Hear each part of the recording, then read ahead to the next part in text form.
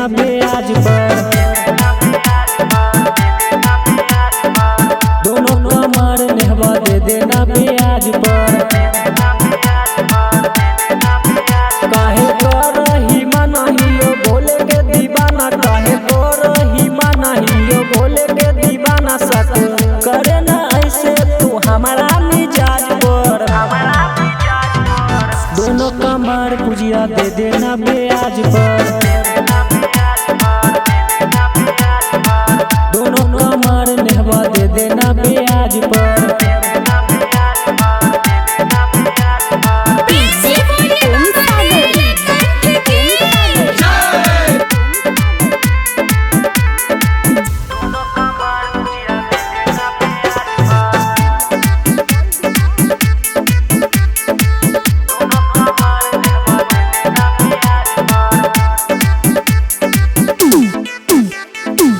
गजब कमरिया मारो हिलोरा, मन करहो थोड़ा पिलियो गांजा। गजब कमरिया मारो हिलोरा, मन करहो थोड़ा पिलियो गांजा। चिलम दबाबह की धुआं उड़ाबह की, गांजा के मजा तू लेबे दे रात भर। दोनों कमर पुजिया दे देना ब्याज पर।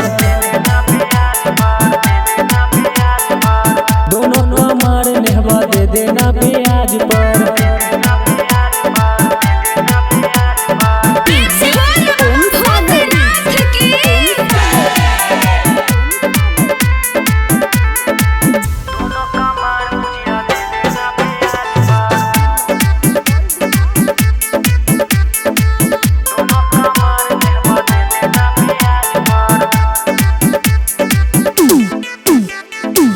कठिन डगरिया चलल ना जाला, धीरे धीरे बे शाम हो जाला।